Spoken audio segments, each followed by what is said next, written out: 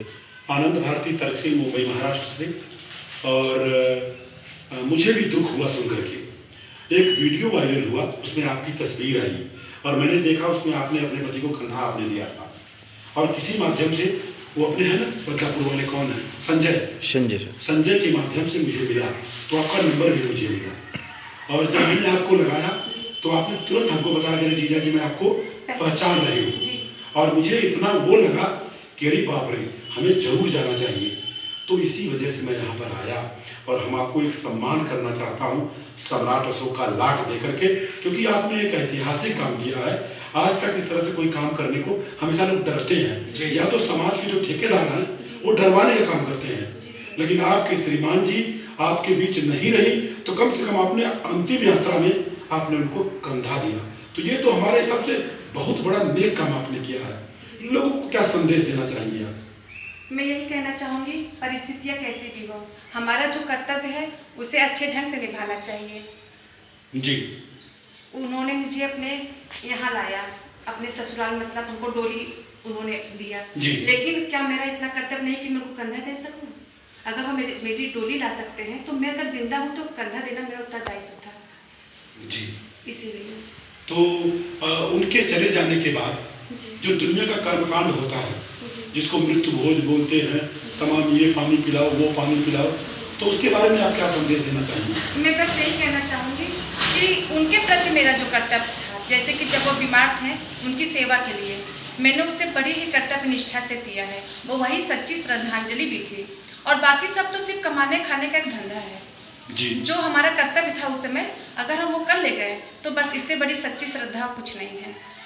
ये कहिए पंडित को दे दे, इनको दे दे, तो ये सिर्फ हमारा एक तरफ से जान लीजिए कि गरीबी में आटा गीला करने के बराबर है, क्योंकि कोई सहारा देने नहीं आता है, सिर्फ सब खर्च करवाने की कोशिश करते हैं। उस समय हमें यहाँ बुद्धिमानी से काम करना चाहिए कि हम क्या करें कि हमारा नुकसान भी ना हो और हम अच्छे से अच्छे ढंग से अपना जीवन यापन कर सके, जो बेस्ट है। जी, जैसा कि अभी आपसे मैंने बात किया तो आपने कहा कि मेरी भी एक इच्छा है कि मैं कभी जहाज पे बैठूं, जी, है ना? मैं ऊंचाइयों को छूना चाहती हूँ। अच्छा, जी जी जी जी। तो ये हम आपसे वादा करता हूँ कि 1 जनवरी 2023 में मैं प्रोग्राम कर रहा हूँ। जी, आपका टिकट पक्का है, आप अपना नाम दे दीजिएगा, साथ में बच्चों को लेके आइएगा। जी, बहुत 2 बच्चे हैं ना? जी, जी। तो दोनों का नाम और उनका एज और टिकट मैं अभी से निकलवा दूंगा। जी सर, ठीक है ना? ठीक है। और क्या संदेश देना चाहिए लोगों को? मैं यही कहना चाहूँगी कि हमेशा हर परिस्थिति में खुशहाल रहो और अपने काम को सच्ची श्रद्धा और निष्ठा से करते रहो। जी जी, धन्यवाद। तो हमारे राजू जी हैं दरअसल साढ़ू भाई लगेंगे और इनका लड़का भी अभी वैज्ञानिक बना है 1 जनवरी को, और ये भी विज्ञान और संविधान की हमेशा चर्चा करते हैं, और जिसकी चर्चा करते हैं ऑटोमेटिक वो अच्छा हो गया, क्योंकि जो चित्र होता है उससे चरित्र का निर्माण होता है। तो मैं चाहूँगा राजू जी, आप एक बहन के समान हैं, नो डाउट, हमें जीजा जी बोलती हैं, उसमें कोई शक नहीं है, क्योंकि अलादिया में मेरे भाई की ससुराल है। जो बिंदु है उसकी और जो संजू है वो आपकी क्या लगेगी? मेरी बहन है। बहन है, मेरी बड़ी बहन है। ओम प्रकाश वकील का नाम सुना क्या आपने? जी नहीं। हनुमान जी का नाम सुना? जी जी। हनुमान जी वकील साहब के मौसी के लड़के हैं। अच्छा। हाँ, वो बॉम्बे में रहते हैं।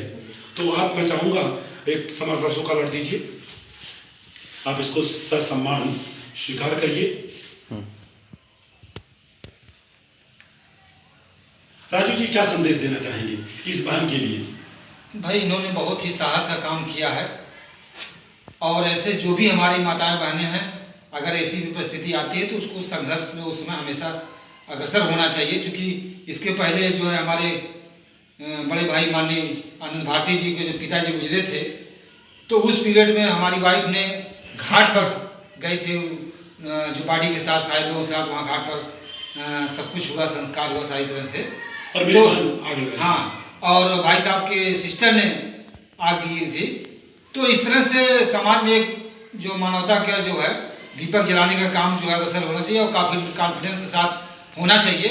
जो भी हमारे लोग हों, एक प्रेरणा शोध का काम हुआ है जो हमारी बहन ने किया है, तो जो भी लोग हैं एकदम निष्ठापूर्वक कॉन्फिडेंस के साथ परिस्थिति को देखते हुए अपने को अग्रसर होना है, और कभी भी हमेशा ओबलाइज करने की ज़रूरत है। जो भी हमारे लोग हैं उनको हमेशा जो है प्रोत्साहन देने की ज़रूरत है कि जो भी परिस्थितियां हों उसमें बराबर संघर्ष करने की ज़रूरत है और बेहतर हो सके।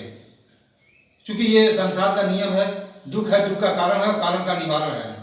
इसमें जो है सोचने की जरूरत नहीं है। इन्हीं शब्दों के साथ मैं अपनी बात को विराम देता हूँ। सबका मंगल हो, कल्याण हो। राकेश मौर्य जी, आप एक्चुअली गायक कलाकार भी हैं और मिला जुला करके पूरे भारत में आपका नाम हो रहा है। तो ये बहन जी के लिए एक लाइन में क्या कहना चाहेंगे, क्योंकि आज इनकी श्रीमान जी दुनिया में नहीं है और ऐसा मैंने जाना है, सुना है, और हम लोग यही काम कर रहे हैं। आज से 100-200 साल पहले किसी का हस्बैंड गुजर जाते थे तो उसकी औरत को जिंदा जलाते थे, ऐसा था। लेकिन आज हम लोग जो भी कर रहे हैं, किसी की माँ, बहन की बेटी शादी कुछ भी हो रहा है, कोई कार्यक्रम हो रहा है, तो हम लोग विधवा महिलाओं का सम्मान कर रहे हैं। तो एक लाइन में कोई गीत के माध्यम से बताएं कि ऐसे महिलाओं को किस तरह से काम करना चाहिए, या तो जो भी आपको समझ में आए। जी सर, थैंक यू सर।